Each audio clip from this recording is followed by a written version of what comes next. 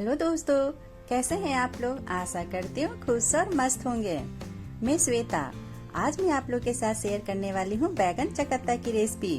ये बहुत झटपट बनके तैयार होता है, लेकिन खाने में बहुत ही स्वादिष्ट लगता है। तो चलिए इस रेसिपी को बनाना स्टार्ट करते हैं। इसे बनाने के लिए मैं ली हुई यहाँ पे बैगन। मैं यहाँ पे 2 बैगन का इस्तेमाल कर रही हूँ। ये लंबे साइज वाले बैगन हैं। इसके आगे और पीछे को अच्छी तरह से कट कर लेना है। बैगन को पहले पानी से धो ली थी। अब मैं इसके आखिरी और अगले हिस्से को काट के अलग कर रही हूँ। देखिए मैं इसी तरह से दोनों बैगन को काट के अलग कर लेती हूँ। बैगन के आखिरी और अगले हिस्से को काट के अलग कर लेने के बाद अब इसे राउंड के रूप में काटना है। आप देखिए मैं किस तरह से इसे राउंड के रूप में काट रही हूँ। बस हल्का सा थोड़ा इसे मोटा रखना है, आधे इंच के बराबर इसे मोटा रखना है। आप देख सकते हैं मैं किस तरह से बैगन को काट के तैयार कर रही हूँ। इसी तरह से दोनों बैगन को अच्छी तरह से कट कर लेना है। ये बैगन चकत्ता इसी तरह से कट करके बनता है और खाने में बहुत ही टेस्टी लगेगा और फटाफट बन भी जाएगा। सारे बैगन को काट लेने के बाद एक बाउल में लूंगी पानी और इसमें इस बैगन को डाल देना है। कटे हुए बैगन को डाल देंगे और इसे डुबो के 2 से 3 मिनट के लिए छोड़ देंगे। इस तरह से बैगन में जो कड़वापन रहता है वे निकल जाएगा। और इसी तरह से करने के बाद इसे अच्छी तरह से छान भी लेंगे। चलिए अब चलते हैं अगले प्रोसेस की ओर।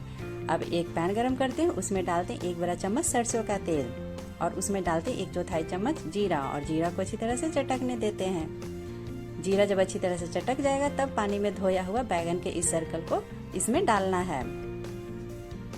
देखिए मैं बैगन को इसमें डाल दी हूँ और अब इसे अच्छी तरह से ऊपर नीचे करते हुए चलाना है। गैस का फ्लेम अभी हाई रखेंगे। हाई टू मीडियम फ्लेम पे ही इसे अच्छी तरह से अभी थोड़ी देर के लिए यूं ही चलाना है। अभी बैगन थोड़ा हार्ड होता है। तेल में जैसे जैसे ये तलते जाएगा या फिर कहिए भूनते जाएगा तो ये सॉफ्ट होते जाएगा। थोड़ी देर इसे यूं ही हाई टू मीडियम फ्लेम पे भूनेंगे। देख सकते हैं बैगन का कलर, इससे आपको अंदाजा लग सकता है कि बैगन सॉफ्ट हो चुका है। जैसे जैसे बैगन भूनते जाएगा उसका कलर भी चेंज हो जाएगा और दिखने में भी ये सॉफ्ट लगने लगेगा। इसी तरह से बैगन को फैलाते हुए 1 से 2 मिनट के अंदर इसे भून लेना है। देखिए मैं इस तरह से इसे भून ली हूँ और इसे अच्छी तरह से फैला ली हूँ। चलिए अब इसके ऊपर डालते हैं स्वाद अनुसार नमक। इसके ऊपर नमक फैला के डालेंगे, एक जगह नमक नहीं डालेंगे। आप देख सकते हैं मैं किस तरह से इसे फैलाते हुए डाल रही हूँ।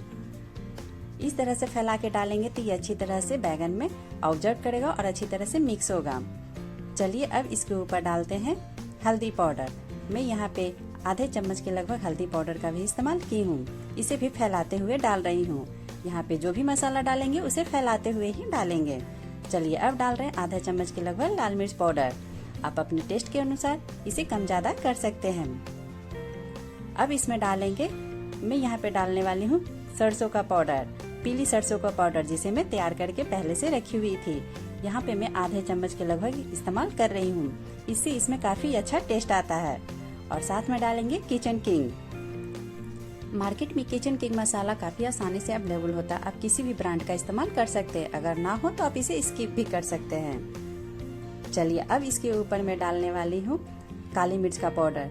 यहाँ पे मैं 1/4 चम्मच काली मिर्च का पाउडर इस्तेमाल की हूँ। और अब इसमें डालेंगे कुटा हुआ लहसुन। आप चाहे तो लहसुन का पेस्ट का भी इस्तेमाल कर सकते हैं। मैं आधा चम्मच कुटा हुआ लहसुन का इस्तेमाल कर रही हूँ। इसे काफी अच्छी तरह से कूट ली हूँ और अब इसे लहसुन को फैलाते हुए बैगन के ऊपर अच्छी तरह से भून लेना है कि सारा मसाला अच्छी तरह से मिक्स हो जाए।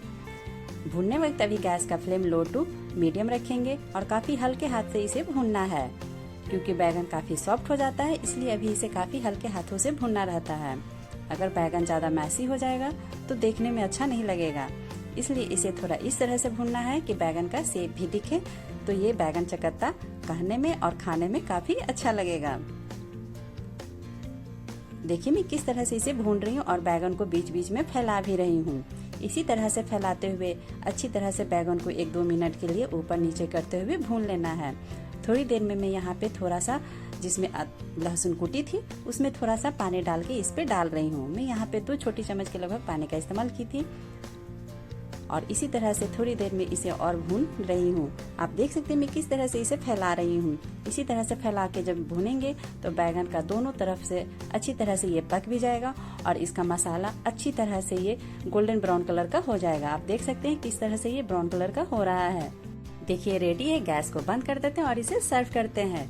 बैगन चकत्ता बिल्कुल रेडी हो चुका है। आप देख सकते हैं ये देखने में कितना अच्छा लग रहा है। अगर आपको मेरी ये रेसिपी अच्छी लगी हो तो प्लीज लाइक एंड सब्सक्राइब करें। Thank you.